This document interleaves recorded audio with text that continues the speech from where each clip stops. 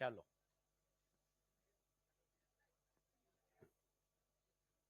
लिखें spherical mirror.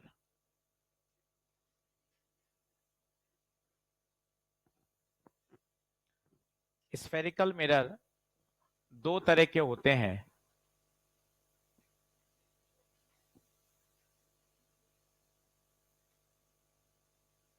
एक होता है कॉनकेव और एक होता है कॉन्वेक्स।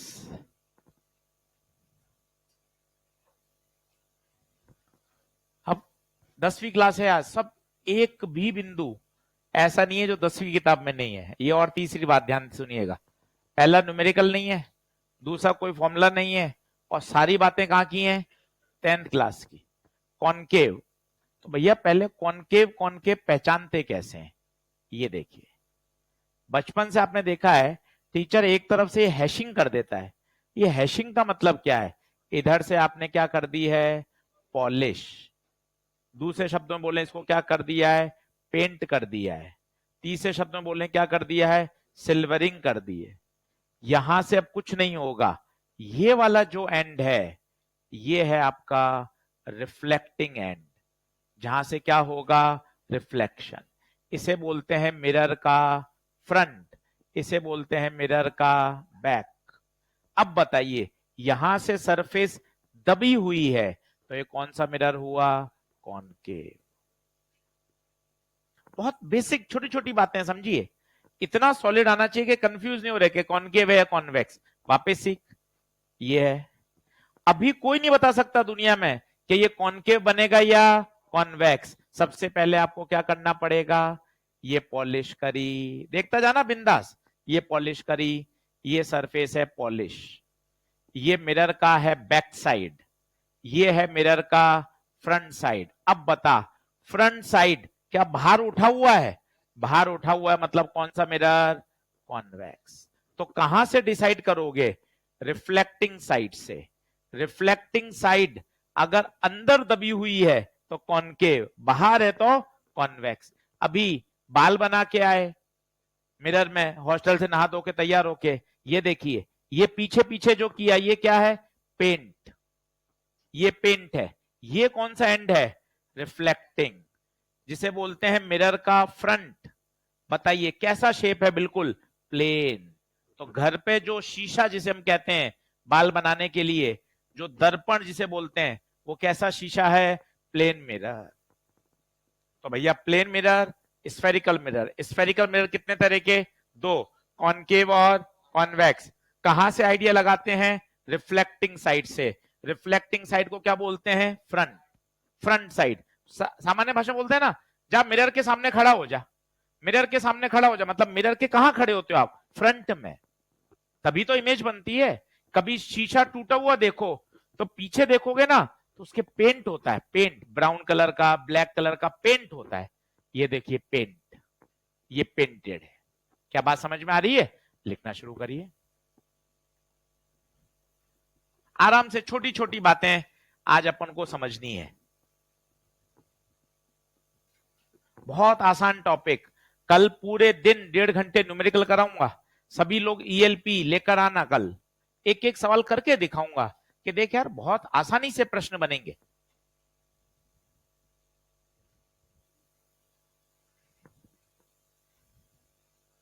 कल ईएलपी लेके आना, जो नई वाली बुकलेट मिली है ना उससे श्री गणेश करके दिखाऊंगा।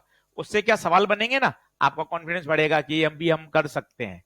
तो वहां के 10 15 20 सवाल 2-3 दिन कराऊंगा। नई बुकलेट मिली है तो हमारी जिम्मेदारी बनती है उस नई बुकलेट में आपको सवाल कराएं, आपको बुकलेट से धीरे धीरे प्यार हो, आप उसके सवाल कर सकें। कल उस बुकलेट को लेके आइए, एक एक क्वेश्चन करके दिखाऊंगा आपको। आपको कॉन्फिडेंस आएगा, अरे यार इसके भी सवाल बन रहे हैं, पूरी बन जाएगी। तो कितने तरह के मिरर? दो, कॉनकेव और कॉन्वेक्स। एक मिरर का फ्रंट होता है, एक मिरर का बैक होता है। फ्रंट साइड से ही पता चलेगा कि वो कॉनकेव है या कॉन्वेक्स। कॉनकेव, पहले मैंने आपको बताया था केव। केव का मतलब होता है गड्ढा, सरफेस अंदर दबी हुई है, सरफेस अंदर दबी हुई है। मतलब कॉनकेव है।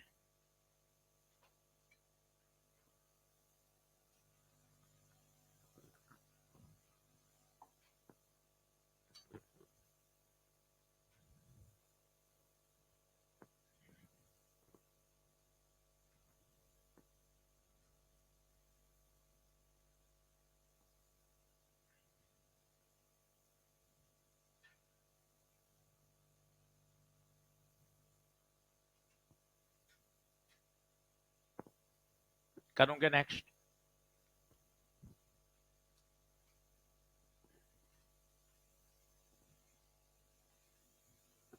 कल यार इतने जबरदस्त पॉइंट्स मैंने आपको बनाए थे, पर क्लास हो नहीं पाई कल। कई बच्चों के मैसेज आ गए। अब एक दो दिन में रखूंगा, आज थोड़ी मीटिंग्स हैं। और 10 पॉइंट में, क्योंकि आपको पता है, आपको लगता है हाँ क्लास आसान रहती, क्लास लेने से पहले उसकी तैयारी करनी पड़ती है। कि भाई आप सोचो ना, 12 घंटे का काम कितने घंटे में निचोड़ना है। तो पहले वो पॉइंट्स बनाने, स्क्रिप्ट लिखनी पड़ती है कि कौन सा पॉइंट किधर आएगा, कौन सा पॉइंट कहां बताया जाएगा, ताकि एक घंटे में पूरा का पूरा क्या हो जाए, कंक्लूड हो जाए। क्योंकि देखिए पढ़ाना बहुत आसान है, जिसे बोलते हैं समेटना। घर पे भी होता है ना, बच्चा खिलौने खेलते खेलते पूरा घर बिखर जाता है, बाद में माँ चिल्लाती रहती है समेट समेट समेट। इरिटेशन किस में होता है, समेटने में। चिल्लाते रहते हैं ना माँ बाप, समेटा कर क्या बिखेर दिया। समेटना ये इंपॉर्टेंट है। 32 लेक्चर में पढ़ना पढ़ाना बहुत आसान है भाई, पर सर कुछ ऐसा सिखा दो कि 2-2.5 घंटे में पूरा 32 लेक्चर का ही क्या आ जाए, निचोड़। वो बहुत मायने रखता है। वही तो डिमांड है बच्चों की। आज किसी से पूछ लो, या चलते फिरते तुझे ऐसी चीज सिखा दें जो तू 2 महीने में सीखता है और 3 घंटे में तैयार हो जाए, लाइन लग जाएगी, हाँ सर चाहिए, हाँ सर चाहिए, सर बताओ जल्दी बताओ सर। हर बच्चा चाहता है कि यार 32 लेक्चर, 50 लेक्चर, 100 लेक्चर का काम आप 10 दिन 12 दिन में करा दो। कि सर आपने जनवरी फरवरी रिवीजन कराई, मैकेनिक्स आपने कहा 12 दिन में पूरी मैकेनिक्स कराऊंगा। बच्चा क्यों नहीं पढ़ेगा यार। टारगेट है 12 दिन में पूरी मैकेनिक्स, सारे तेरे क्वेश्चन सॉल्व होंगे। बच्चा कहेगा जो 6-6 महीने में पढ़ता हूं, मास्टर कह रहा 12 से 15 दिन में एकदम समेट के दिखा दूंगा, एकदम पूरा तेरे आंखों के सामने। तो यार बच्चा, हाँ सर बात सही है, बच्चे की डिमांड है भाई ये। तो आपको आपके बच्चे के हिसाब से, जो मार्केट में जो है उसके हिसाब से, जो बच्चों की डिमांड है उस हिसाब से बदलना पड़ता है। ये इंपॉर्टेंट। अब वो थोड़ी ना है कि नोट्स भरे हुए हैं, सर संभालिए सर, ये मेरे फिजिक्स के 12 रजिस्टर सर लो सर। अरे 12 करूंगा क्या यार, 12 फिजिक्स, 12 केमिस्ट्री, बॉटनी, जूलॉजी, पढ़ूंगा कैसे इसको अप्रैल में। मई में तो परीक्षा है पहले संडे को, 25 रजिस्टर पढ़ूंगा कैसे। तो 25 रजिस्टर का कोई क्रक्स मिल जाए कि बस यार ये पढ़ लिया, उसके साथ 20 साल के अनुभवी टीचर का ठप्पा मिल जाए कि भाई इसके साथ हो जाएगा तेरे सारे सवाल सॉल्व, तो अलग बात है ना भाई। वो इंपॉर्टेंट है। इसलिए मेहनत खूब करिए यार, तब मजा आएगा। स्फेरिकल मिरर कितने तरह के, दो, एक कॉनकेव और एक कॉन्वेक्स। बोलो आगे बढ़े क्या। चलिए अब नीचे लिखिए, different terms, different terms related to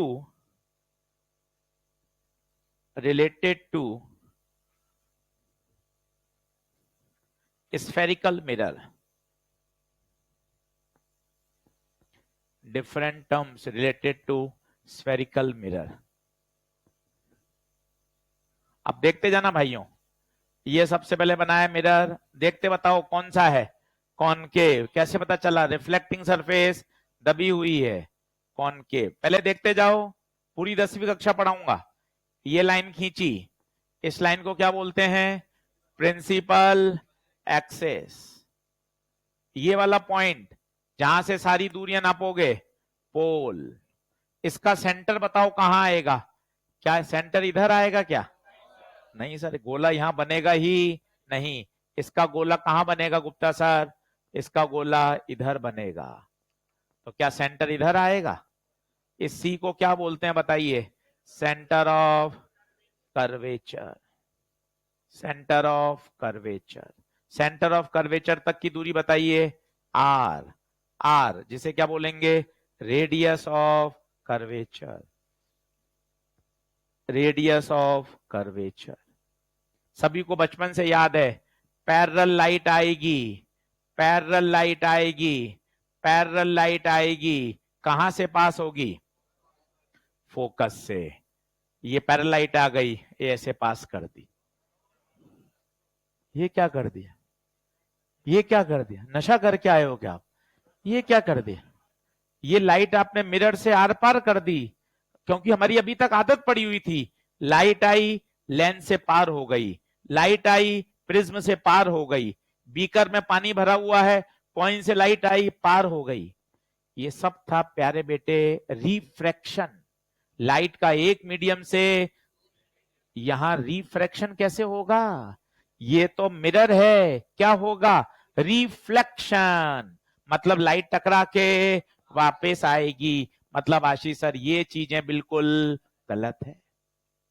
ऐसे बात करेंगे तभी तो समझ में आता है कि यार अच्छा यार ये सब बातें अलग थी, ये तो एक मीडियम से दूसरे मीडियम में जाना था। This is called refraction.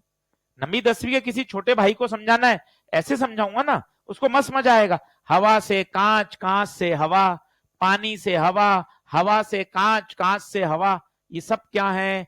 Refraction. अब रिफ्रैक्शन नहीं है, आज है रिफ्लेक्शन। मिरर से क्या होता है? रिफ्लेक्शन। लाइट टकरा के वहां नहीं जाएगी, वापस बाउंस बैक करेगी। और हम सभी को पता है पैरेलल लाइट टकराने के बाद जिस पॉइंट से पास होती है उस पॉइंट को क्या बोलते हैं? फोकस। ये कौन है? फोकस। बना लीजिए फोकस। और सभी को फोकस का फॉर्मूला भी याद हो, F बराबर R/2। F बराबर R/2। ध्यान दीजिए ये सिर्फ किसके लिए लागू होता है? मिरर्स के लिए। लेंसेस के लिए नहीं लागू होता। लेंसेस के लिए तो वही लागू हो जो हमने तरीका सीखा था, पावर बराबर डिफरेंस इन म्यू बटे आर। पूरी 10th क्लास। और बहुत आसान है मिरर। डायग्राम बना लीजिए। ये पैरेलल के साथ साथ इनका पूरा नाम है पैरा एक्सियल रेज। मैंने आपको पहले भी सिखाया था, आज फिर सिखाता हूं। पूरी एनसीईआरटी में जो हमारी रे ऑप्टिक्स है वो किसके हिसाब से चलती है? पैराक्सियल। कौन होती है पैराक्सियल? याद हो किसी को? जिनका एंगल ऑफ इंसिडेंस बहुत कम होता है। जिनका एंगल ऑफ इंसिडेंस कम होता है, बोले तो आई लेस देन 5 डिग्री। आराम से चित्र बनाइए, फोकस शब्द मार्क करिए, तीर का निशान बनाइए, इन्फिनिटी से रेज आ रही हैं। रिफ्लेक्शन के बाद शब्द अब बोले, रिफ्लेक्शन के बाद कहां से पास होंगी? फोकस से।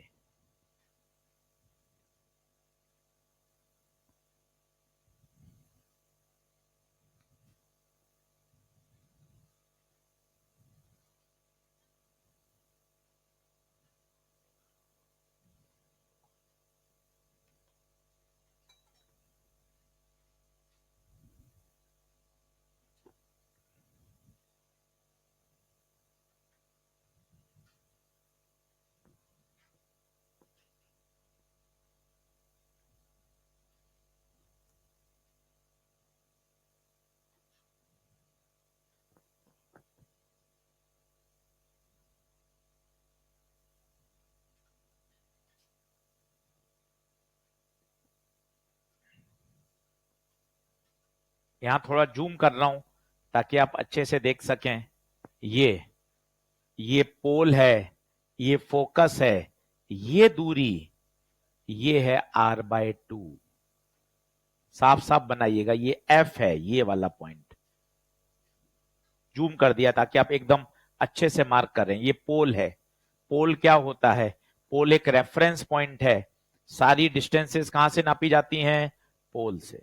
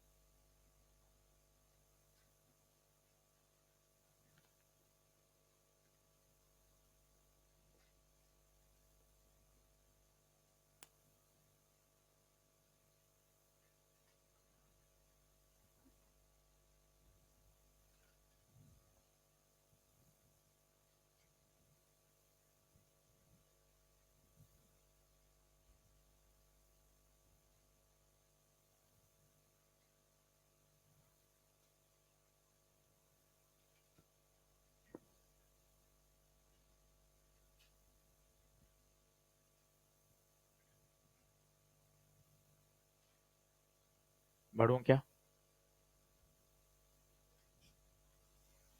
तसल्ली से देखिए, पोल, सेंटर, सेंटर को आइडेंटिफाई करें, सेंटर तक की दूरी आर, उनको नाम बोलिए, radius of curvature, pole, centre, focus.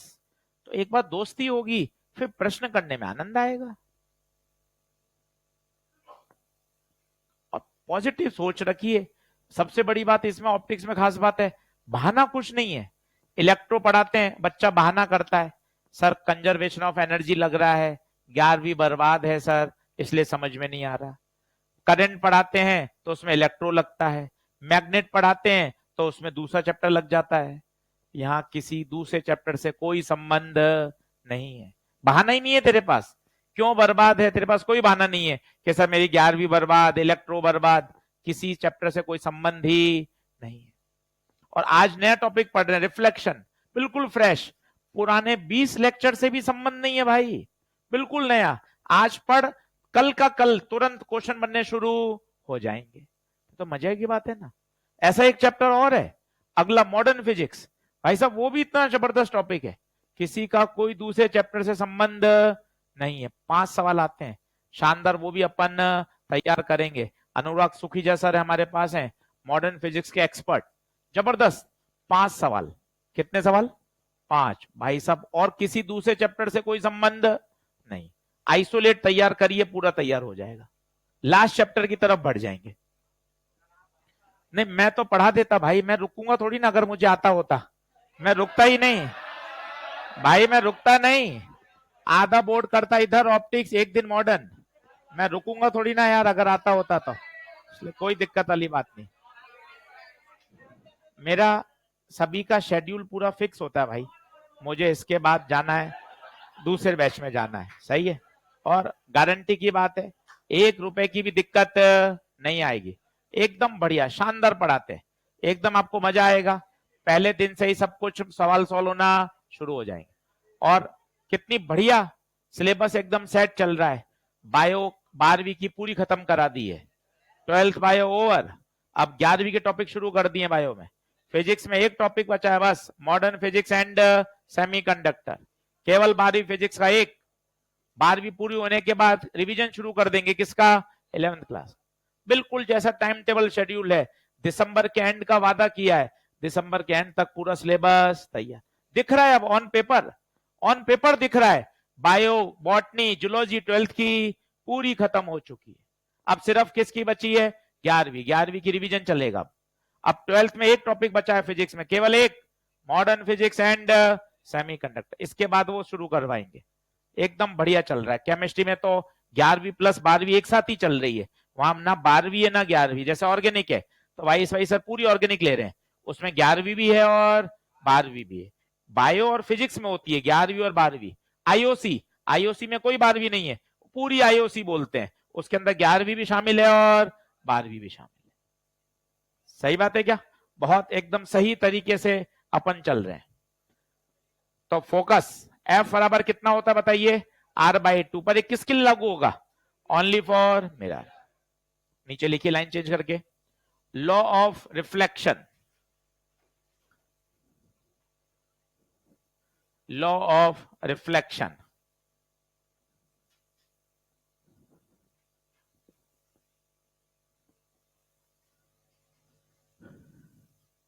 अब ये देखना, हेडिंग ही डाली है, पढ़ाए नहीं है, पर अभी देखना 10-12 हाथ खड़े हो जाएंगे कि सर मुझे लॉ ऑफ रिफ्लेक्शन याद है। कौन बता सकता है लॉ ऑफ रिफ्लेक्शन? 10वीं कक्षा। चलिए, एक बच्चे ने सबसे पहले हाथ खड़ा किया, हाँ। एंगल ऑफ इंसिडेंस बराबर एंगल ऑफ रिफ्लेक्शन। हेडिंग डाली है, पढ़ाए नहीं, पुराना याद है, क्योंकि अब पहले से नियम क्लियर थे। आज सिर्फ कौन सी कक्षा चलेगी? 10वीं। लिखिए लॉ ऑफ रिफ्लेक्शन, पहला पहला पहला लॉ लिखिए, first, the incident ray, the incident ray, reflected ray, reflected ray and normal all lie in the same plane. All lie in the same plane. दूसरा पॉइंट लिखिए, angle of incidence, angle of incidence बराबर angle of reflection. दूसरा law लिखिए, angle of incidence बराबर angle of reflection.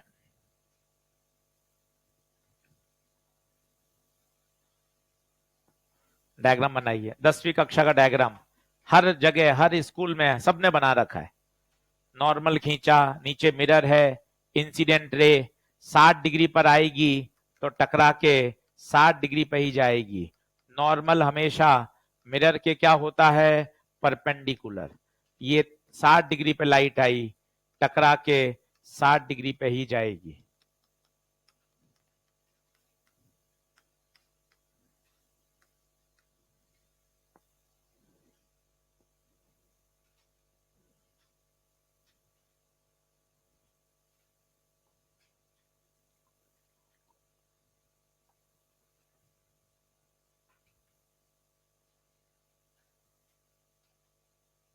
अब क्या plane mirror का तो हर कोई बना लेता है, क्योंकि 10वीं कक्षा में। स्फेरिकल मिरर में कोशिश करो तो डर हटेगा। स्फेरिकल मिरर में कोशिश करो तो डर हटेगा।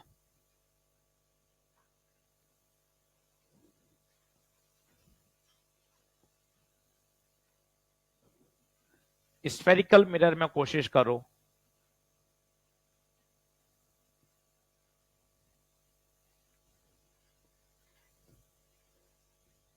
चित्र बना लो।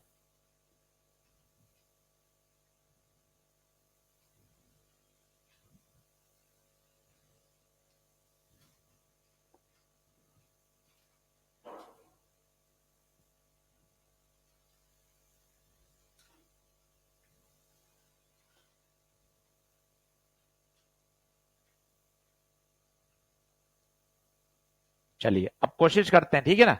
सब समझ सकते हैं, सबके पास इतनी समझ है, चीजों को किया जा सकता है। पॉजिटिव रहो, बस आपको यही सिखाते हैं, पॉजिटिव रहो। जो समय निकल गया वो बदला नहीं जा सकता, पर जो आगे का समय है उसमें तो मेहनत की जा सकती है ना भाई। बस इतना खुश रहा करो। सभी लोग बोर्ड पे देखो, ये लाइट आई, सबसे पहले खींचो नॉर्मल। इस बिंदु पे क्या खींचेंगे, नॉर्मल। एक पुराना कॉन्सेप्ट याद करो, स्फेरिकल ऑब्जेक्ट्स का नॉर्मल हमेशा कहां से पास होता है, सेंटर से। तो देखो ये रहा सेंटर, यहां नॉर्मल खींचोगे, ये देखो ये क्या है, नॉर्मल। अब बताइए, जितने एंगल पर आएगी उतने ही एंगल पे जाएगी। क्या ऐसे जा सकती है क्या, है तो ये भी रिफ्लेक्शन। कैसे जाएगी, ये रहा चित्र। नॉर्मल के इधर से आती है, नॉर्मल के उधर जाएगी। अब खुद सोच किधर जाएगी, नॉर्मल के यहां से आ रही है, टकरा के नॉर्मल के उधर जाएगी। और ये पैरेलल है तो पक्का पक्का कहां से जाएगी, फोकस से। ये एंगल और ये एंगल बराबर होगा। कोशिश करनी पड़ेगी तो डर हटेगा। सर और बनाइए सर टेढ़े मेढ़े, चल कॉन्वेक्स मिरर बनाओ। सर डर हटाओ सर इसका, चल हटा। पहले इसका बता सेंटर कहां आएगा, कोशिश का सेंटर। गोला इधर, सेंटर इधर आएगा, ये फोकस। सर फोकस पहले क्यों लिखते हो, बाद में क्यों नहीं आता। बहुत मन में सवाल आते हैं, ना आप पूछते हो ना आपकी हिम्मत होती है, तो आप चलते रहते हो। आ गया मन में प्रश्न, सर एफ इधर ही क्यों आया, उधर क्यों नहीं आया। देख मैं बताता हूं तुझे, सेंटर तक की दूरी होती है आर, जबकि फोकस की दूरी। अब बता, फोकस पहले आएगा या बाद में आएगा, पहले आएगा। कितना छोटा सा सवाल है, पर मन को परेशान करता रहता है, यार पहले क्यों लिखते हैं। तो सेंटर तक की दूरी कितनी है, आर। आर बाय 2 कहां आएगा, पहले या बाद में, पहले आएगा, बात खत्म। अब देखना कैसे बनाऊंगा, कोशिश करना। ये लाइट आई, अब इसको कहां ले जाऊं यार, अलग अलग तुक्के मारता हूं। पहला तुक्का, क्यों, क्या मिरर से टकरा के अंदर घुस सकती है क्या, नहीं, हट गया।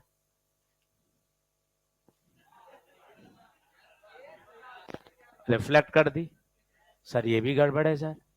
तो फिर क्या, नियम कानून फॉलो कर, गुप्ता जी की बात मत मान कि ये कह रहे हैं सही होगा। हाँ, नियम कानून।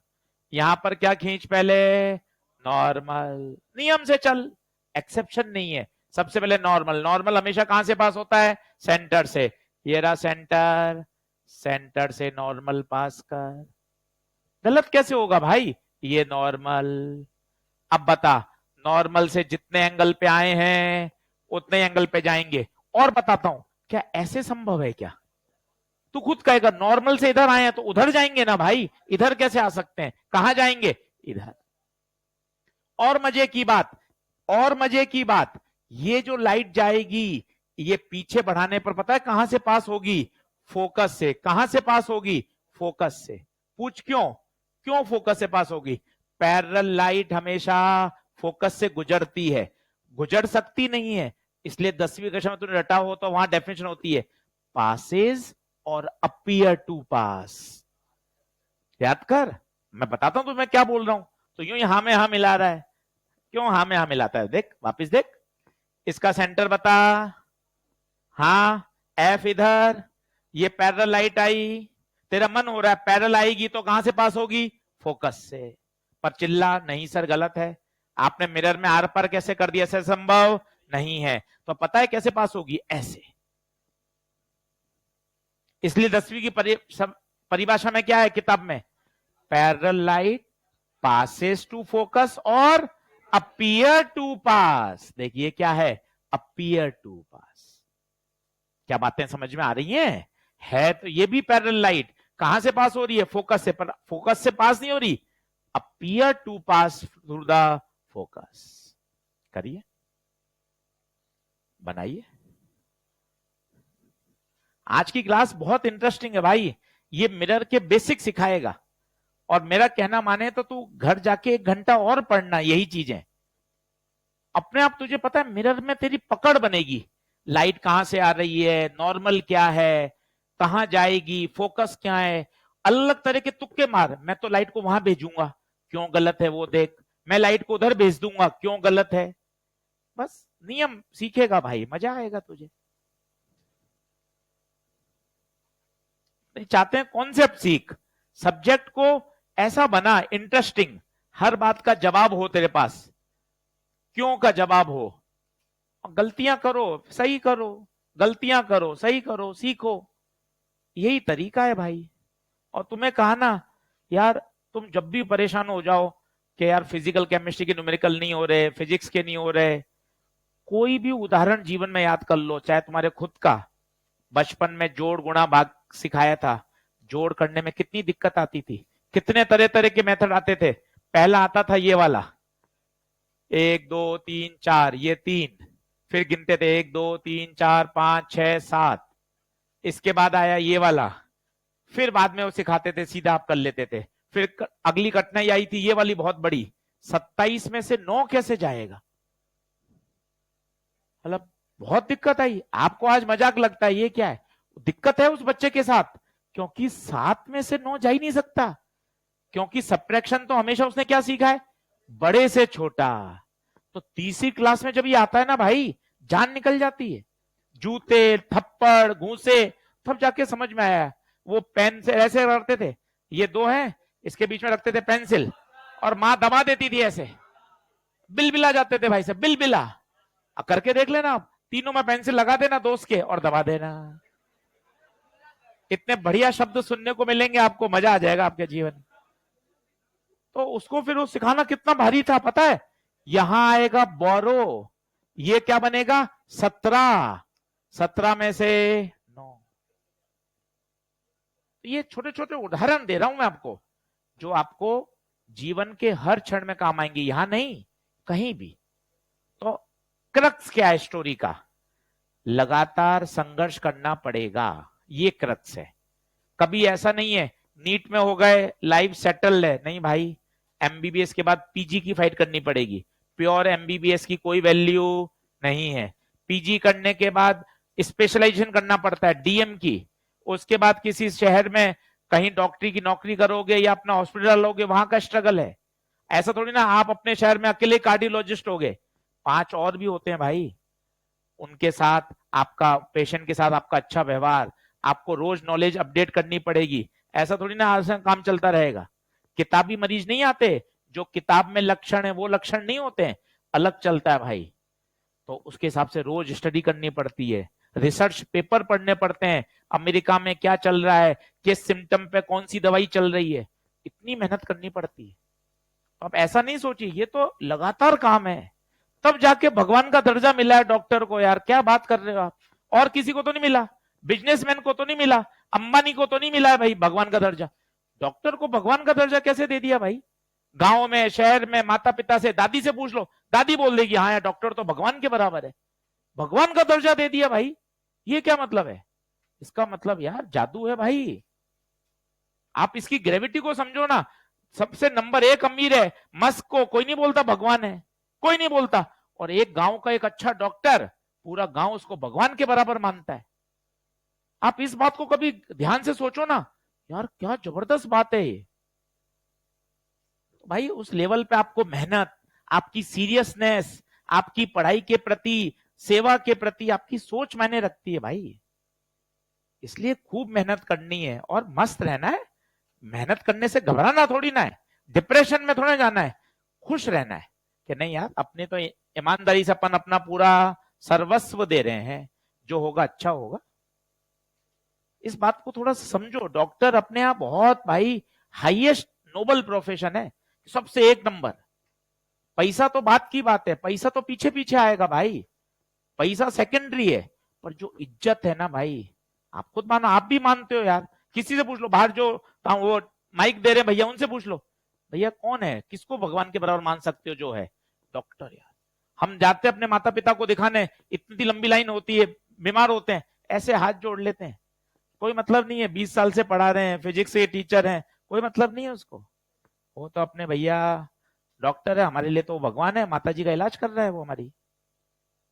इस बात को समझिए और अपना थोड़ा सा स्वभाव और पढ़ाई के प्रति बढ़ाइए कि यार हम बहुत आगे बढ़ना चाहते हैं। अब जैसे इसमें बनाया, ये इंसिडेंट रे आई, अब क्या ये फोकस से पार कर दोगे क्या? नहीं होगी, फोकस से पार नहीं होगी। क्या शब्द बोलोगे? अपीयर टू पास। बोलो हाँ है क्या? कुछ किताब वाले इस सेंटर को 2F भी लिखते हैं। क्या लिख सकते हैं क्या? बताओ क्यों? ये दूरी कितनी है? r/2। ये दूरी कितनी है? r। क्या r इसका डबल है? इसलिए यहां लिखो, कुछ बुक्स में c को 2F भी लिखा जाता है। तो कभी कभार वो c नहीं देगा, आपको c की जगह क्या दे देगा? 2F। क्या 2F बोल सकते हो क्या? सोचो f कितना है? r/2। r/2 का दुगना करो, r/2 का दुगना r, और r पे कौन बैठा है? c।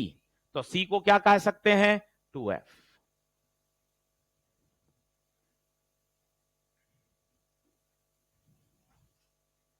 बोलिए। दूसरी बार फिर लिख लीजिए, f बराबर r/2। किसके लिए एप्लीकेबल है? Only for mirror. मैं बार बार बोल रहा हूं क्योंकि मुझे पता है 20 दिन बाद आप ये फॉर्मूला लेंस में भी लगा दोगे, पर लेंस में f बराबर r/2 नहीं लगेगा। लेंस में लगता है पावर बराबर डिफरेंस इन म्यू बटे r। इसलिए बार बार लिख रहा हूं, 10 बार और लिखूंगा, f बराबर r/2 is applicable only for mirror.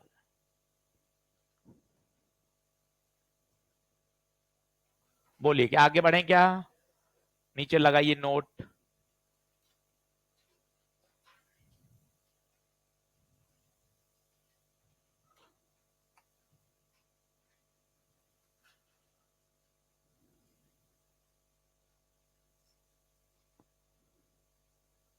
नीचे लगाइए नोट। अब सुनना, एक अच्छी बात है। सामान्यतः एक बच्चा बोलता है पैरेलल लाइट आएगी और कहां से पास होगी? फोकस से। भाइयों ये बात आज सुन के जाइए, गलत है। अगर केवल पैरेलल लाइट बोलोगे तो फोकस से नहीं, वो अलग अलग पॉइंट से पास होती है, अलग अलग पॉइंट से पास होती है। और ये एक तरह की क्या है, बीमारी है, और इस बीमारी को बोलते हैं स्फेरिकल एब्रेशन। एक बढ़िया बात आज सीख के जाइए, मैं फिर बोल रहा हूं, ये बोलना पैरेलल लाइट फोकस से पास होती नहीं, पैरेलल लाइट टकराने के बाद हर बार अलग अलग पॉइंट से पास हो रही है, हर बार अलग अलग पॉइंट से पास हो रही है। तो फिर सर हम 10वीं में तो पढ़ते थे, वो क्या है, वो बात अधूरी है। पैरेलल के साथ साथ उसको पैरा एक्सियल भी होना पड़ेगा। पैरा एक्सियल कौन, जिनका एंगल ऑफ इंसिडेंस 5 डिग्री से कम होता है, जिनका 5 डिग्री से कम होगा वही टकराने के बाद कहां से पास होंगी, फोकस से। इस पे कोई सवाल नहीं है, बस एक ऐसी जनरल नॉलेज है। तो केवल ये बोलना, क्योंकि 10वीं क्लास का टॉपर क्या बोलता है, पैरेलल आएंगे कहां से पास होंगे, फोकस से। गलत है, पैरेलल लाइट अलग अलग पॉइंट से पास होती है, पैरेलल के साथ साथ उसको क्या होना पड़ेगा, पैरेक्सियल। तो जो फोकस शब्द है, अगला और बढ़िया बात लिख रहा हूं, the focus word is defined only for paraxial rays. यहां पर कोई कहेगा भाई फोकस बता, किसको बोलेगा फोकस, ये है, ये है, ये है, ये है, यहां फोकस शब्द है ही नहीं। फोकस शब्द का इस्तेमाल ही किसके लिए होता है, पैराक्सियल रेस के लिए। हमारे एनसीईआरटी में, आईआईटी में, नीट में सारा कौन है, पैराक्सियल। इसलिए हम चलते फिरते बोल देते हैं पैरेलल लाइट आती है फोकस से पास होती है। पर कोई असर्शन रीजन का सवाल आ जाएगा तो आपको बोलना पड़ेगा पैरेलल के साथ साथ उसको क्या होना पड़ेगा, पैरेक्सियल। तभी वो कहां से पास होगी, फोकस से। फोकस शब्द का इस्तेमाल होता ही किसके लिए है, पैरेक्सियल। तो फिर इन रेस को क्या बोलते हैं, ऐसी रेस जिनका एंगल ऑफ इंसिडेंस बहुत ज्यादा होता है उन्हें क्या बोलते हैं, मार्जिनल रेस। जिनका एंगल ज्यादा होता है और जिनका एंगल 5 डिग्री से कम होता है उनको क्या बोलते हैं, आई अगर लेस देन 5 हो तो उन्हें बोलते हैं पैरेक्सियल। लिख लीजिए, कोई प्रश्न नहीं है, बस एक जनरल नॉलेज है जो मैं आपको बता रहा हूं, पता होगा अच्छा रहता है, कोई प्रश्न बन जाए तो हम जितना भी पढ़ेंगे नीट में, आईआईटी में, एनसीईआरटी में, सब जगह पूरी फिजिक्स पैरेक्सियल रेस के लिए ही परिभाषित है। The word focus is defined only for paraxial. और ऐसी रेस जिनका एंगल ऑफ इंसिडेंस बहुत ज्यादा होता है उन्हें हम क्या बोलते हैं, मार्जिनल रेस।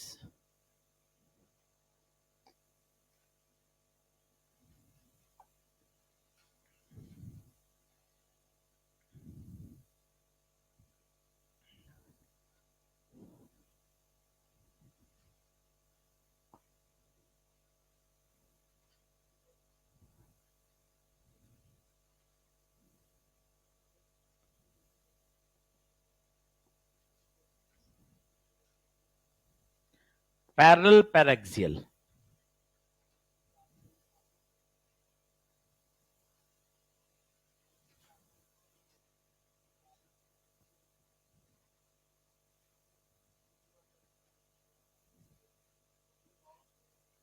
सब में फॉलो हो रहा है, सब में लॉ ऑफ रिफ्लेक्शन कहीं भी डिसओबे नहीं हो रहा।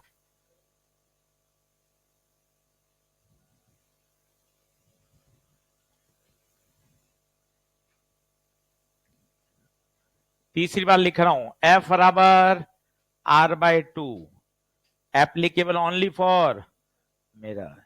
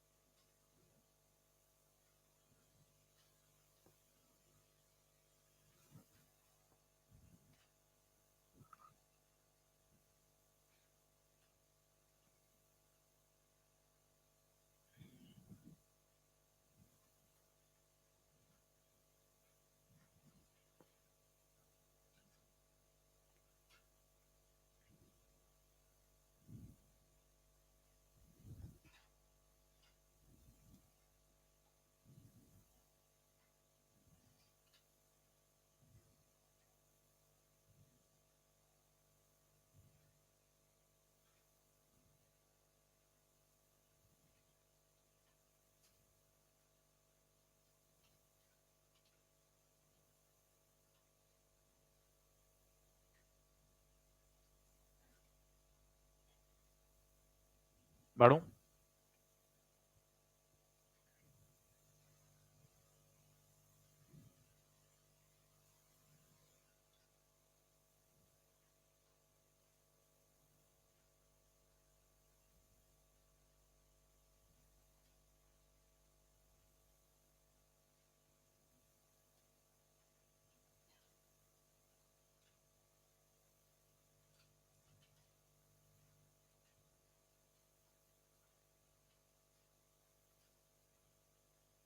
कल सभी ईएलपी बुकलेट लेकर आना, यहीं कराऊंगा बैठा के आपको 10-12 सवाल। उससे आपको कॉन्फिडेंस आएगा। मिरर बहुत आसान है, कहीं कोई दिक्कत नहीं है मिरर में। छोटा टॉपिक है, 4 लेक्चर में पूरा हो जाता है। फिर ऑप्टिकल इंस्ट्रूमेंट, वो छोटा टॉपिक है। फिर रे ऑप्टिक्स खत्म हो जाएगी, फिर आएगी वेव ऑप्टिक्स। वेव ऑप्टिक्स के लिए वेव चाहिए, 11वीं का एसएचएम वेव। तो वेव पढ़ाऊंगा पहले 2 लेक्चर 11वीं वाला, ताकि अपने वेव ऑप्टिक्स समझ में आ जाए, क्योंकि उसका संबंध पूरा वेव से है 11वीं के। तो 1.5 घंटे 2 घंटे 2.5 घंटे ऑनलाइन 11वीं का वेव पढ़ाऊंगा, ताकि एक बार वेव सारा क्लियर हो जाए, तब वेव ऑप्टिक्स पढ़ने में मजा आएगा। नहीं तो पढ़ा देंगे फिर फील ही नहीं कर पाओगे आप। तो पहले 11वीं का वेव पढ़ाऊंगा। नहीं नहीं, ऑफलाइन रहेगा वेव, 11वीं वाला जो पुराना है वो ऑनलाइन। वेव ऑप्टिक्स तो यहीं पढ़ाऊंगा पूरा। क्या बढ़े आगे?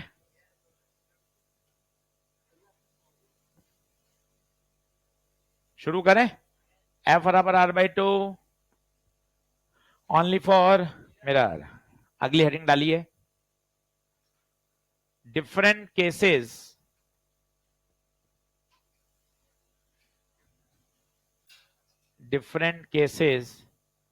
of image formation,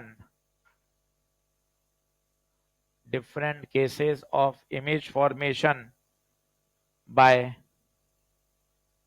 concave mirror.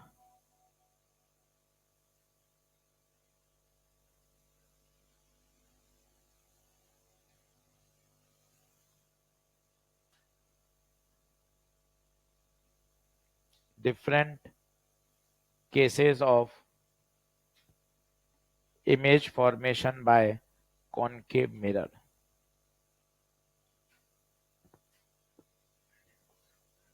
चलिए, अब क्या करना है पहले मैं आपको आइडिया देता हूं अगले 20 मिनट का। इमेज के बारे में चर्चा करेंगे, रियल है या वर्चुअल, इरेक्ट है या इनवर्ट, डिमिनिश है या एनलार्ज। पेन पेंसिल छोड़ना, पहले समझना। मिरर बताओ कौन सा? कॉनकेव। एफ, एफ का दुगना 2f, इनफाइनाइट। वापस देखना, आराम से समझना। एफ, एफ का दुगना 2f।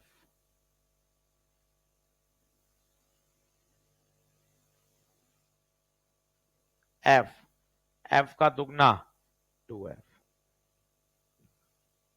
अब ऑब्जेक्ट रख रहा हूं मैं अलग अलग जगह, सभी लोग बोर्ड पे देखना। यहां चिल्लाइए, कहां रखा?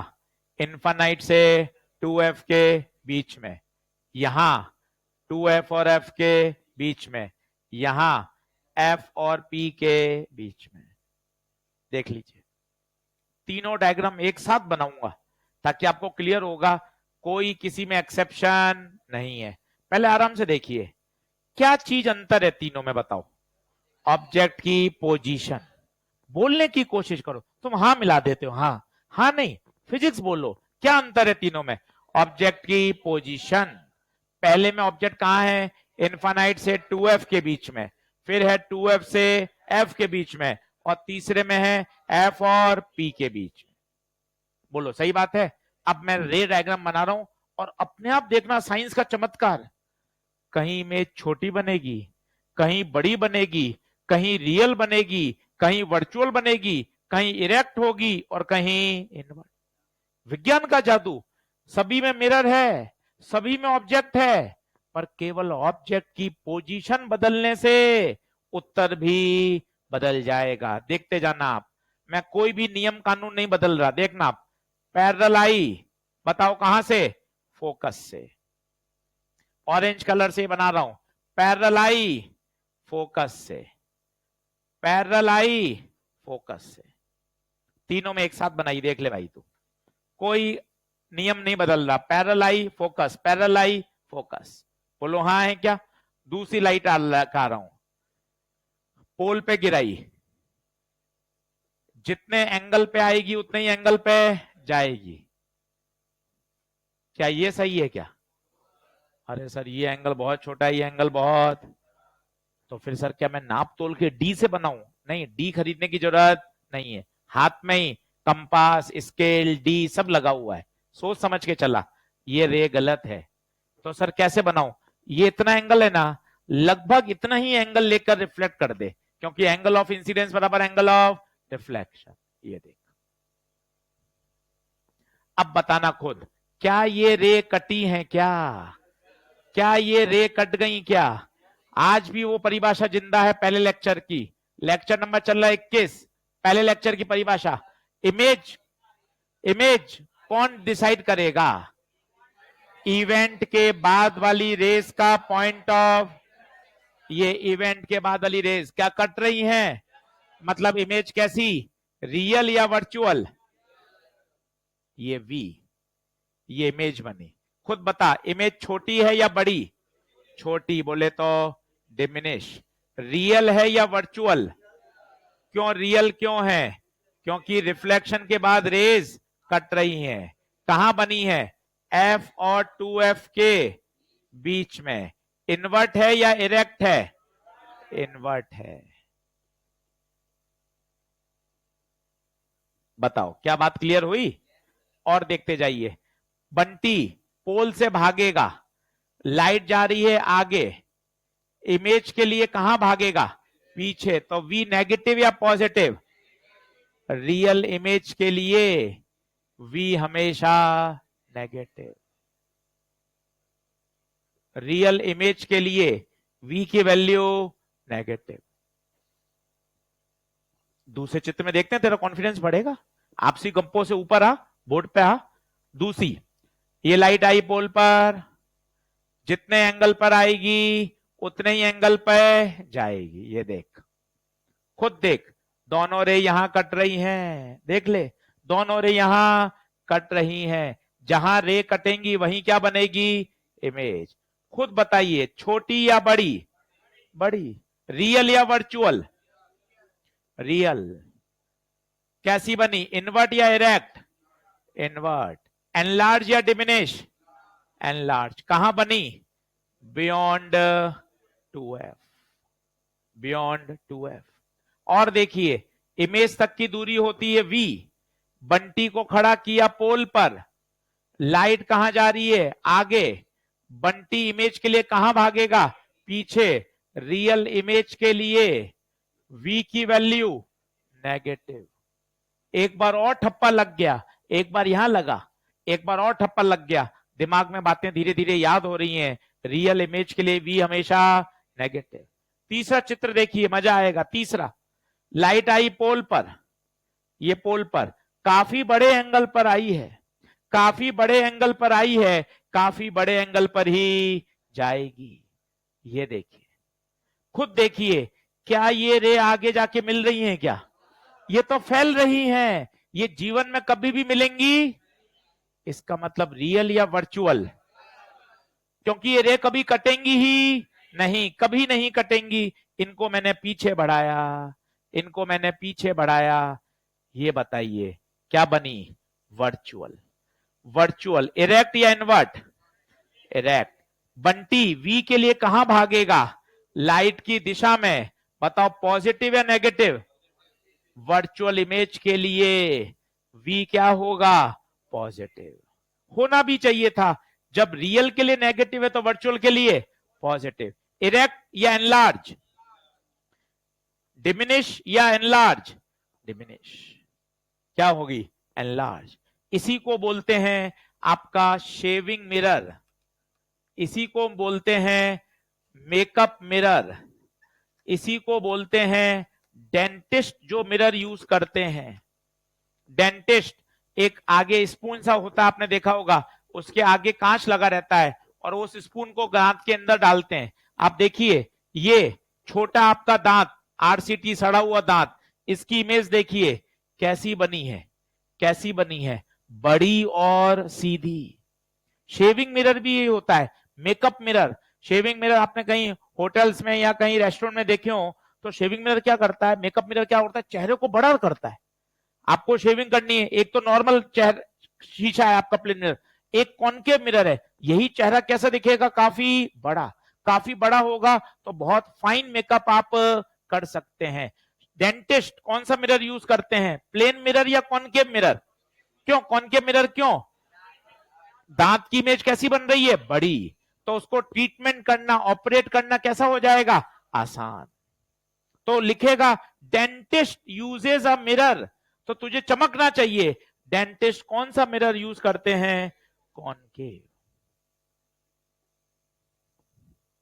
बनाइए तीनों चित्र, फिर बताता हूं इसमें क्या क्या काम की बातें हैं। मस्ती से बनाइए, घर जाके भी इसकी फिर से तैयारी करिए। आज मैंने आपको कहा ना, केवल 10वीं के बेसिक हैं, एक भी ऐसा पॉइंट नहीं है जो 10वीं की किताब में नहीं हो, सब 10वीं की किताब में।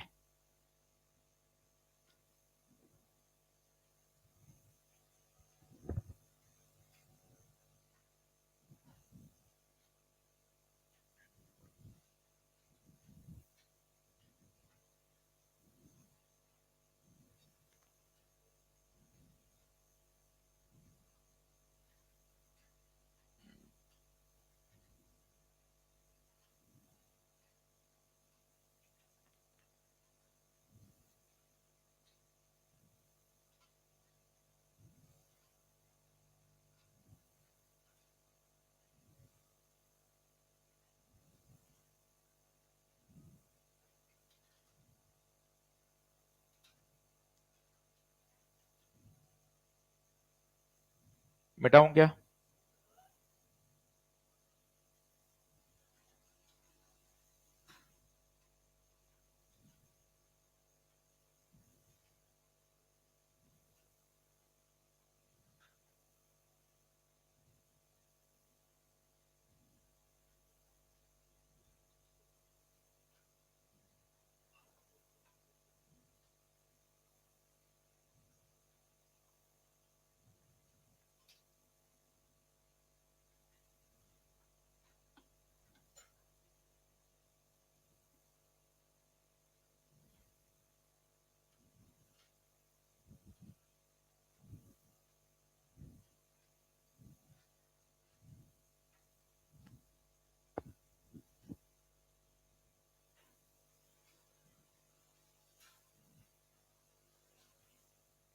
काटा कूटा होगा भाई, गलत सलत बनेंगे, अभी रे को जबरदस्ती मोड़ना पड़ेगा, पर ये भी सोचो घर जाके फिर प्रयास करना, अभी एकदम से सही नहीं बनेगा, अभी टेढ़े मेढ़े बनेंगे, इमेज कहीं कटेगी, 2F से पहले कट जाएगी, टेढ़ा मेढ़ा करना अभी चलेगा, पर वापस बनाओगे बढ़िया हो जाएगा।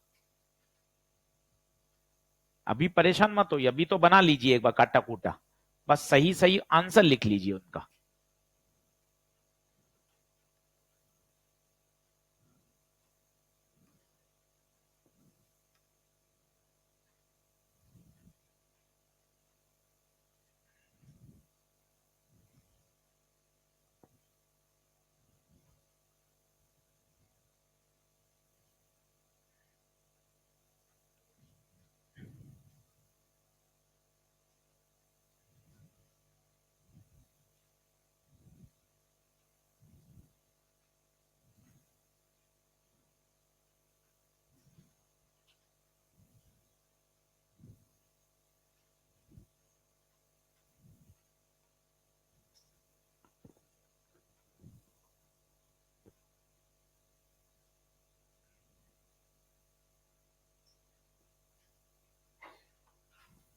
रोज PYQ के 10 सवाल करिए ईमानदारी से, उसमें कुल कितने सवाल हैं, लगभग 100 108 या 110 सवाल होंगे, रोज 10 करिए, एकदम से 110 भारी पड़ेंगे, और रोज 10 तो ऐसा लगेगा अरे ऐसा चलते फिरते सॉल्व हो गए, और 10-11 दिन ही बचे हैं अपने, 33 लेक्चर में पूरा होगा, तो जब 32-33 पे पहुंचेंगे आपको लगेगा यार 25 साल के PYQ पूरे निपटा दिए, अलग कॉन्फिडेंस आएगा।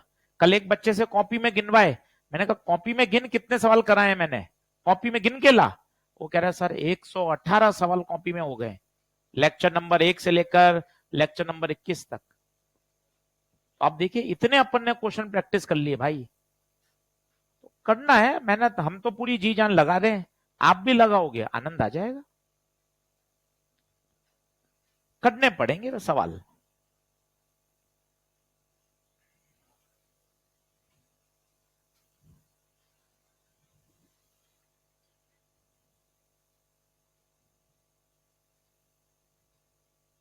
मिटाऊं क्या?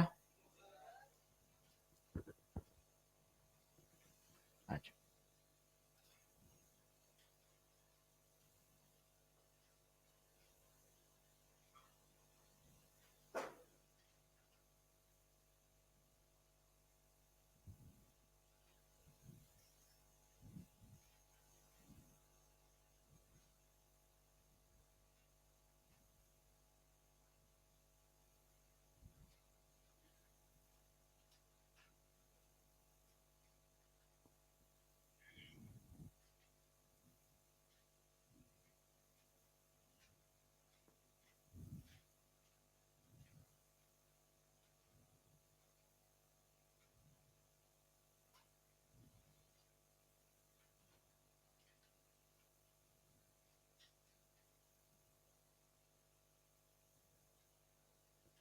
बढ़ू?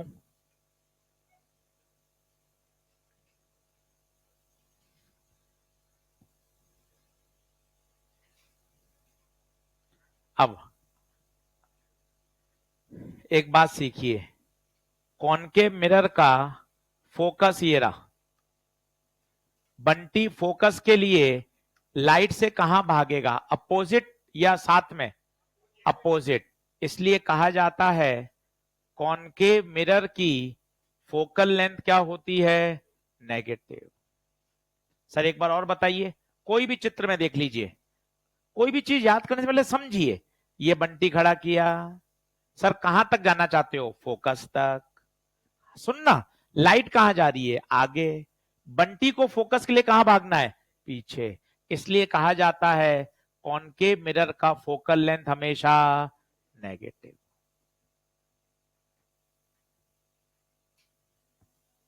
कॉनकेव मिरर का फोकल लेंथ हमेशा नेगेटिव।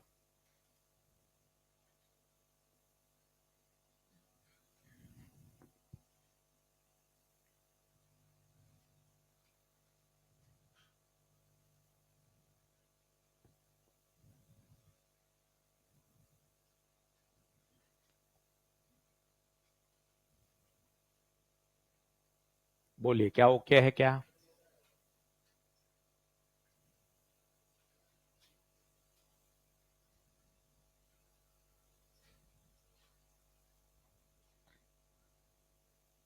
अगली हेडिंग डालिए। आज देख लें, कोई भी न्यूमेरिकल नहीं चल रहा, केवल 10वीं के रे डायग्राम से चीजें समझा रहा हूं। घर जाके आपको 1 घंटा और देना है, ताकि कल के लेक्चर में आपको आनंद आएगा। अरे सर एक एक सवाल बन रहा है तगड़े तरीके से, कहीं कोई टेंशन नहीं है। लिखिए, लाइन चेंज करिए, अगली हेडिंग डालिए। Image formation, image formation by convex mirror. Image formation by convex mirror.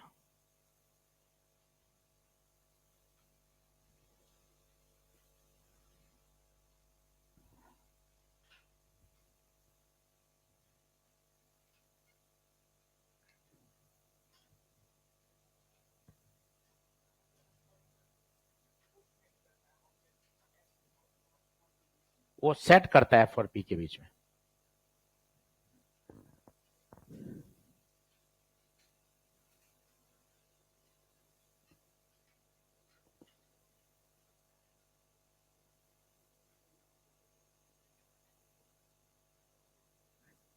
चलो भाइयों, फिर मौका है, फिर मौका है बातों को समझने का। सबसे पहले ये मिरर देख, तेरा डर हटा। बता इसका सेंटर कहां आएगा, कोशिश कर, क्या इधर आएगा क्या? इसका सेंटर इधर आएगा।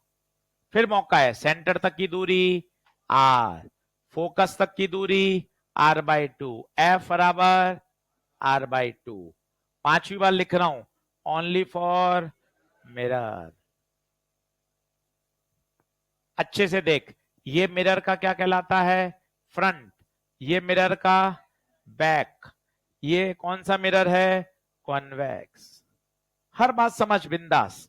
अब देख, ये मैंने रखा ऑब्जेक्ट, अब लाइट निकाली पैरेलल, क्या सही है क्या? तुरंत आवाज आनी चाहिए, सर ये क्या कर दिया सर, मिरर से आर पार कैसे कर दी सर, मिरर से आर पार नहीं, हो गई गलती यार, उसमें क्या दिक्कत है, हो गई गलती। ऐसे नहीं जाएगी, ऐसे जाएगी। इसको पीछे बढ़ाएंगे तो कहां से, फोकस से। रे नंबर 2 पोल पे गिरी, जितने एंगल पे पोल पे आएगी उतने एंगल पे ही पोल से जाएगी। हाईलाइट करके बना रहा हूं, ये कौन सी रे, रिफ्लेक्टेड रे, ये कौन सी रे, रिफ्लेक्टेड रे। अब तेरी मर्जी पड़े जितना गंदा डायग्राम बना, टेबल पे लेट के बना, पैर ऊपर रख के बना, जमीन पे ऐसे करके बना, ये रे कभी नहीं मिलेंगी। देख, कितना भी गंदा डायग्राम बनाएगा, इन रे को तू कभी मिला ही नहीं पाएगा। इसका मतलब कैसी इमेज बनेगी, रियल या वर्चुअल, वर्चुअल। इतना कॉन्फिडेंस लाना, ये रे कभी मिलेंगी ही नहीं। अगला शब्द देखेगा मन खुश हो जाएगा। एक बार भाई ने कॉन्वेक्स मिरर नहीं लिखा, कॉन्वेक्स मिरर की जगह लिख दिया डाइवर्जिंग मिरर। बच्चे हैरान थे 2011 के पेपर में, डाइवर्जिंग मिरर आ गया। अब उनको समझ में नहीं आ रहा क्या लूं, ये खुद देख, रे कैसी हो रही हैं, डाइवर्ज। इसका मतलब कॉन्वेक्स का दूसरा नाम डाइवर्जिंग मिरर है। और बता अब इमेज कैसे बनेगी, वही पॉइंट ऑफ इंटरसेक्शन। इमेज का डिसीजन ना आप लोगे ना मैं लूंगा, पॉइंट ऑफ, क्या आगे कट रही है क्या, तो कहां कटेंगी, बड़ा पीछे, बड़ा पीछे, ये कटी, क्या बनी, इमेज। बता कैसी, वर्चुअल। रियल या वर्चुअल, इरेक्ट या इनवर्ट, डिमिनिश या एनलार्ज, डिमिनिश। अगला शब्द सुनेगा तो मजा आ जाएगा। जो रियर व्यू मिरर होते हैं, पल्सर, एक्टिवा, कार, इसमें सारे मिरर ये कौन से होते हैं, कॉन्वेक्स। हॉस्टल के बाहर या निकलते समय गाड़ियां, कार सब खड़ी रहती हैं, कार के साइड में जाके देखना, साइड के मिरर में पीछे की बिल्डिंग, पीछे का ट्रक, पीछे का पेड़ छोटा दिखाई देता है, पूरा ट्रक दिखता है उसमें। एक्टिवा चला रहे होते हैं, साइड का मिरर, पीछे की कार दिखती है उसमें, पूरी कार इतनी बड़ी है, इतनी छोटी सी दिख रही है, छोटी इमेज। और कैसी, सीधी। इसका मतलब अपने एक्टिवा में, पल्सर में, कार में जो मिरर है वो कैसा है, रियर व्यू मिरर। मजे लो ना फिजिक्स के यार, कि साइड में जो मिरर है खड़े होकर देखना, उस मिरर में पीछे पूरी बिल्डिंग दिख रही है, पूरा ट्रक, पूरी कार दिख रही है। कैसी इमेज बनाता है वो, छोटी और सीधी, छोटी और सीधी। देख ले, always convex mirror, convex mirror always form virtual image, erect image और diminish। बना लीजिए और जरा सोच के बताना दो बातें। बंटी, बंटी एफ के लिए कहां भागेगा, आगे, लाइट भी, इसका मतलब कॉन्वेक्स मिरर का एफ पॉजिटिव। इतना तो दिमाग भी सोचता है, ईश्वर ने दिमाग हमें केवल ह्यूमन बीइंग को दिया है। ये देख, कॉन्वेक्स का एफ पॉजिटिव होना ही था। जब तू चिल्ला के कह रहा है कॉनकेव का एफ नेगेटिव है तो कॉन्वेक्स का पॉजिटिव होगा। जरा सोच के बताना, इसका वी पॉजिटिव या नेगेटिव, वी पॉजिटिव। इमेज कैसी है, वर्चुअल। तीसरी बार प्रूफ हो गया, वर्चुअल इमेज का वी पॉजिटिव, रियल इमेज का वी नेगेटिव। एक ही चित्र में बातें देख, तो कितनी बातें निकल के आ रही हैं भाई। और ये तू रटने बैठेगा डाइवर्जिंग होता है, पॉजिटिव होता है, छोटी होती है, नहीं नहीं बड़ी होती है, जय माता दी छोटी होती है, नहीं नहीं बड़ी होती है, परेशान हो जाएगा। 5 मिनट में डायग्राम बना के दूध का दूध, पानी का पानी हो रहा है भाई। 5 मिनट में लगेंगे, तू देखना घड़ी से मिला लेना। ये कॉन्वेक्स, ये ऑब्जेक्ट रखा, ये एफ, ये 2F, ये लाइट आई, यहां से पास हुई, पोल से आई, इधर गई, 2 मिनट, सारी बातें बोल। इमेज कैसी, इरेक्ट, डिमिनिश, वर्चुअल, फोकस बता कहां है, आगे, पॉजिटिव या नेगेटिव, रे कैसी हो रही है, डाइवर्ज या कन्वर्ज, सारी बातें याद हो गई। और तू सोच रहा है मैं तो इसको बायो की तरह रटूंगा। सर मैं बायो का स्टूडेंट हूं सर, मैं रट डालूंगा सर। अरे क्या रट डाल लेगा यार, बायो में नंबर नहीं आ रहे यार, कैसे रट लेगा यार, तू बात कर रहा है यार, मजाक कर रहा है यार। समझ के करना भाई, तू समझ के कर।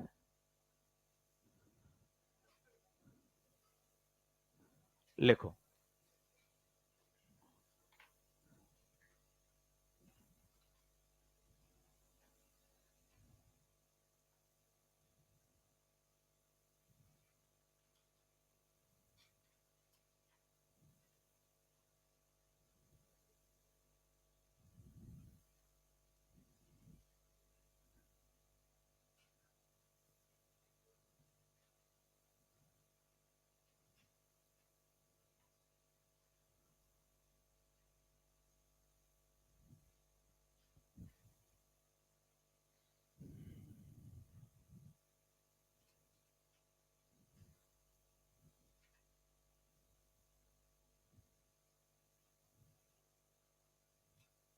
मिटाऊं क्या?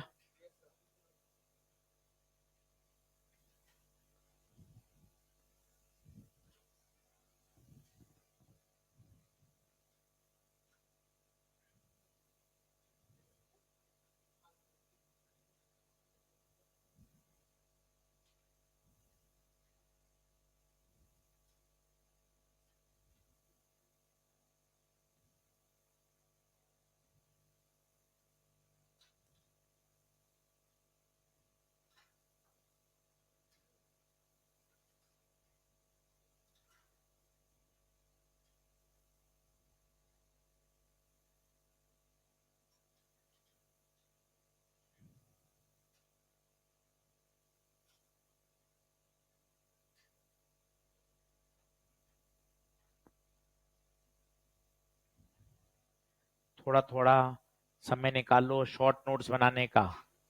अभी आलस लगता है, बाद में बड़े परेशान हो जाओगे। 2-3 मैंने सैंपल आपके चैनल पे मैंने डाले हैं, अलग अलग बच्चों के, 40-50 बच्चों ने मुझे भेजे, जो मुझे ठीक ठीक लगे वो मैंने डाले हैं। बिल्कुल इसकी नकल मत मारिए, इससे आइडिया लीजिए। अगर मुझे बनाने होते तो मैं बना के डाल ही देता। मुझे पता है ना कि वो मेरे बनाए हुए काम में नहीं आएंगे, आपके खुद के बनाए हुए काम आएंगे। हम जब ईएलपी बना सकते हैं, क्लास ले सकते हैं, क्वेश्चन करा सकते हैं, शॉर्ट नोट बनाने में 1 दिन लगेगा, बना के टेलीग्राम पे डाल दें। और वो हमारे काम के नहीं है आपके, वो मेरे बनाए हुए हैं। आप जब खुद बनाओगे वही आपके यूजफुल होंगे। इसलिए खुद शॉर्ट नोट बनाइए, इतने यूजफुल होंगे। पूरा पूरा चैप्टर पढ़ने से अच्छा है शॉर्ट नोट 5 बार रिवाइज हो जाएंगे।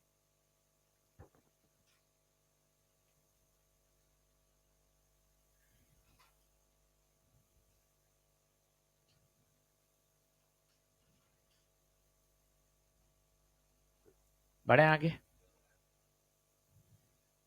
सारे बॉक्स लिख लेना, देख लेना कोई बॉक्स छूटे नहीं, सब पे सवाल आएंगे, सब पर।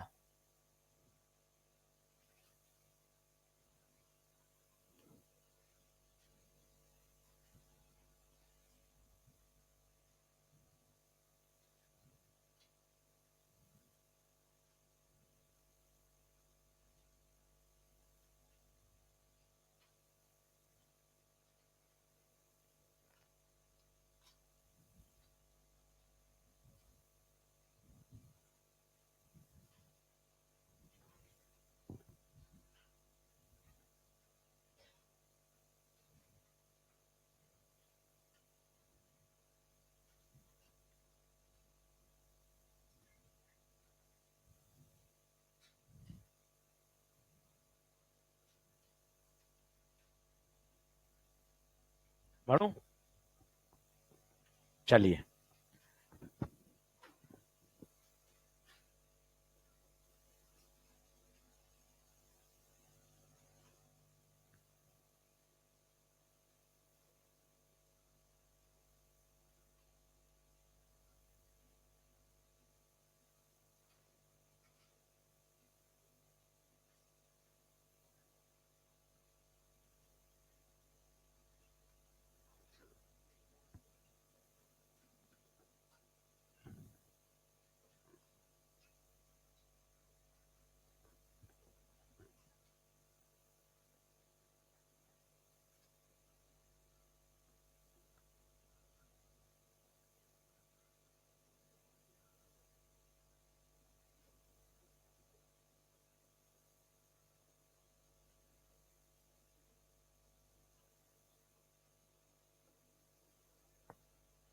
पहला पॉइंट, रियल ऑब्जेक्ट की रियल इमेज हमेशा इन्वर्टेड होती है।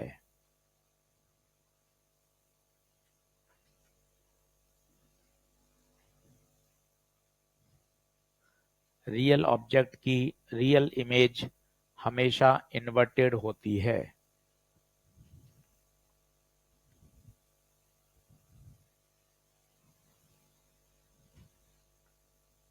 हाँ सर, ये बात तो लेंस में तो आपने दिखाई थी, यहां भी सही है क्या?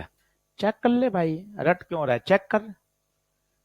देख, रियल इमेज है, देख ले, रियल है, कैसी है, इन्वर्ट। आराम से देख, रियल इमेज है, कैसी है, इन्वर्ट। वर्चुअल होते ही वो कैसी हो गई, एरेक्ट। मैं नहीं कह रहा, डायग्राम कह रहा है।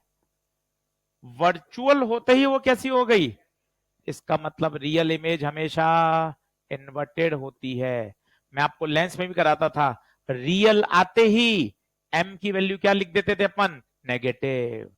बार बार बोलिए, रियल इमेज हमेशा इन्वर्टेड होती है। दूसरा, ऑब्जेक्ट के बारे में कुछ भी मेंशन नहीं हो, ऑब्जेक्ट के बारे में कुछ भी मेंशन नहीं है, तो बताओ कैसा लेते थे, real object. For real object you is always negative, lens में भी, मिरर में भी।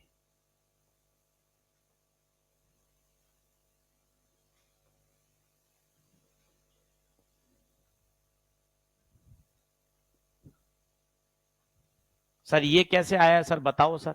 आ जाओ, सीखो, हर बात सीख के जाओ तसल्ली पूर्वक, और फिर उनको समझ पूर्वक याद करो।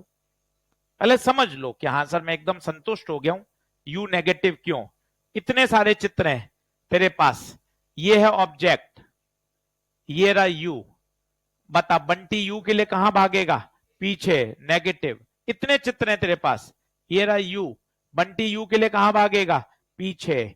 ये रहा तेरे पास यू, बंटी यू के लिए कहां भागेगा, पीछे। सामने चित्र है, रियल ऑब्जेक्ट के लिए यू हमेशा नेगेटिव। कॉन्वेक्स, चाहे लेंस हो चाहे मिरर हो, उसकी फोकल लेंथ हमेशा पॉजिटिव। कॉनकेव मिरर,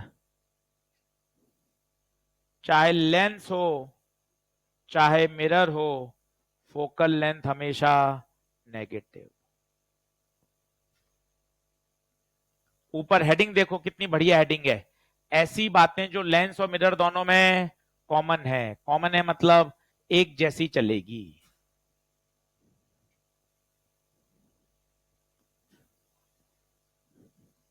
तो याद रखिए, रियल ऑब्जेक्ट की रियल इमेज हमेशा नेगेटिव होती है, रियल ऑब्जेक्ट की रियल इमेज हमेशा नेगेटिव होती है।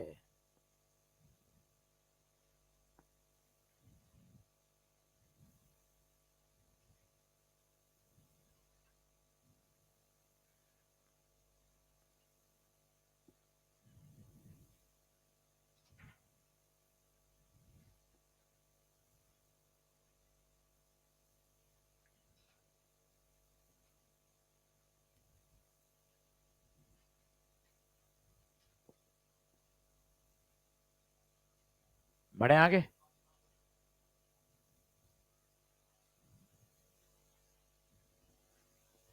आज ये नींव डल रही है, मिरर की नींव, बिल्डिंग के नीचे नींव आती है जिससे पूरी बिल्डिंग खड़ी होती है। आज के पूरे लेक्चर में कोई भी न्यूमेरिकल, कोई फॉर्मूला, कोई सवाल नहीं है, केवल बेसिक बातें। 10वीं कक्षा पूरी की पूरी, पर 10वीं कक्षा को सिस्टमेटिक समझा दिया गया है। अगला एक अच्छा सा बेसिक सवाल है। एक स्टूडेंट है जो मिरर के फ्रंट में खड़ा है और वो कह रहा है कि मेरी जो इमेज है वो छोटी बन रही है। छोटी का मतलब है डिमिनिश, 1/5 ऑफ हिज हाइट, छोटी इमेज बन रही है। साथ ही साथ वो कह रहा है इरेक्ट भी बन रही है। आपसे पूछा गया है मिरर को पहचान कौन है?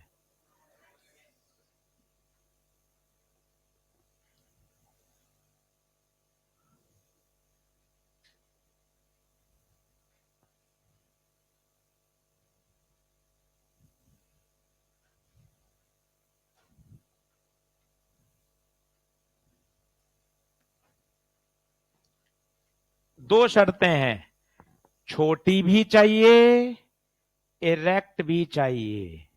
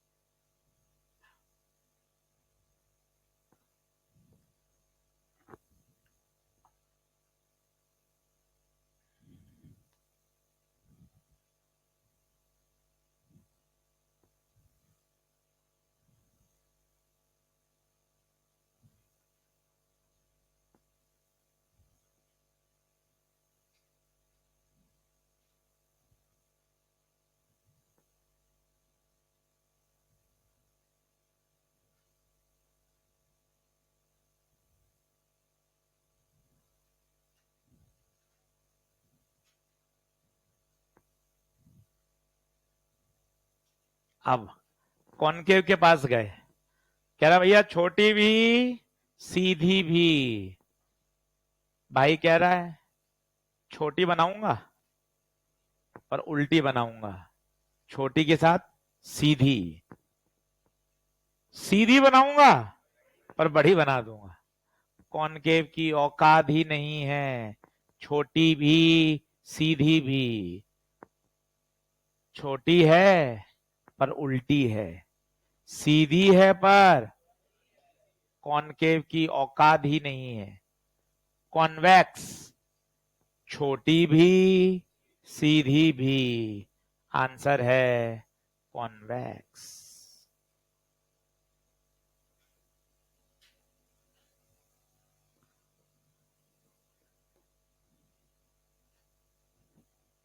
आंसर है कॉन्वेक्स। कितना मस्त सवाल है। अब अगर जिसको चित्र नहीं पता उसको रटना पड़ेगा, और तूने रफ कॉपी में भाई ये चित्र बना लिए, तेरे पूरे सामने प्रश्न खुल के रख दिया गया, और जिसको चित्र की जानकारी नहीं है वो रटता रहेगा। डेंटिस्ट कॉनकेव लेते हैं जबकि रियर व्यू कॉन्वेक्स होता है, छोटी और सीधी कॉन्वेक्स बनाएगा, ऐसे रटता रहे, चित्र बना लेगा तो खुद पता चल रहा है छोटी है पर उल्टी है। अब देख इसी तरह का कितने मस्त सवाल है, कितने लॉजिकल सवाल है। अब मैं आपको बोल दूं m की वैल्यू 2 है, m की वैल्यू माइनस आधा है, m की वैल्यू प्लस आधा है, यहां रियल इमेज है, वर्चुअल इमेज है, कॉन्वेक्स है, कॉनकेव है।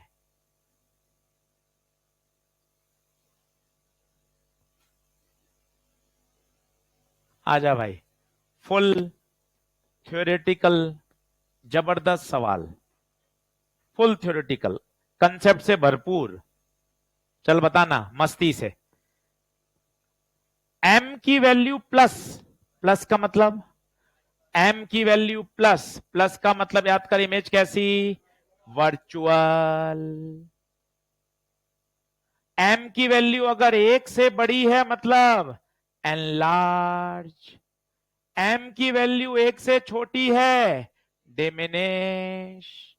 अब मजे लेना और घर जाके सवाल को फिर सोचना, तब आएगा, अभी तू केवल हां भरेगा। m की वैल्यू 2, कोशिश कर क्या मतलब हुआ, +2, +2 मतलब एनलार्ज, एनलार्ज के साथ साथ वर्चुअल, तो एक वर्चुअल मिली। एनलार्ज और वर्चुअल केवल कॉनकेव बनाता है, ये देख, एनलार्ज और वर्चुअल। डेंटिस्ट, कॉनकेव की औकात है, एनलार्ज के साथ साथ वर्चुअल। और देख मजेदार सवाल है भाई, बहुत मस्त मजे आएंगे इसमें। एम के लिए माइनस आधा, सोच के बता इसका क्या मतलब है। माइनस का मतलब रियल है, छोटी है या बड़ी है, छोटी, क्यों, एक से छोटा है। रियल और डिमिनिश कौन बनाता है बता, रियल और डिमिनिश, रियल और डिमिनिश, प्लस आधा, प्लस का मतलब, प्लस का मतलब वर्चुअल, और आधा मतलब एक से कम मतलब डिमिनिश। वर्चुअल और डिमिनिश कौन बनाता है, कॉन्वेक्स। इतना हाँ नहीं है जो आप तुरंत बना रहे हो, घर जाके इस प्रश्न को समझने में आपको 15 मिनट लगेंगे, चित्र के साथ समझना तब मजा आएगा। m की वैल्यू +2 का मतलब, प्लस का मतलब वर्चुअल, 2 का मतलब एनलार्ज। फिर आप देखना वर्चुअल और एनलार्ज कौन बनाता है, कॉनकेव। माइनस आधा का मतलब रियल और डिमिनिश, प्लस आधे का मतलब वर्चुअल और डिमिनिश। बहुत बढ़िया सवाल है।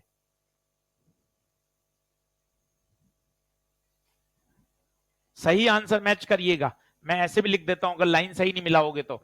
एक आंसर जा रहा है क्यू और एस, बी का बताओ तो, बी का पी और एस, सी का बताओ क्यू आर, ऐसा और लिख दिया, क्या वहां काटा कूटा में सही नहीं दिखेगा, बाद में सही नहीं मिलाया तो क्या परेशान हो जाओगे, अरे यार ये आना चाहिए ये नहीं आ रहा।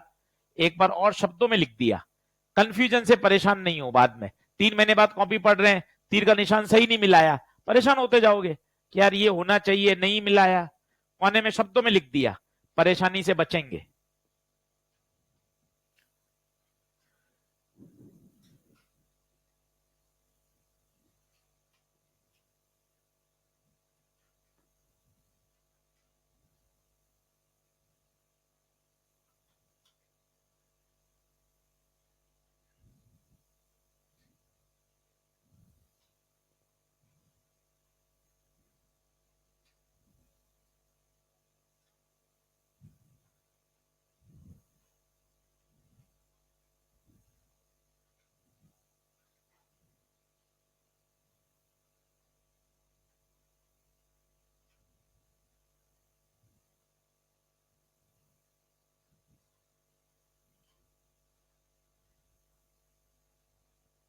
इतना आसान नहीं है, इसलिए इसको जरूर लिखिएगा, घर पर सोचना है, चित्र बना के सोचोगे तब मजा आएगा।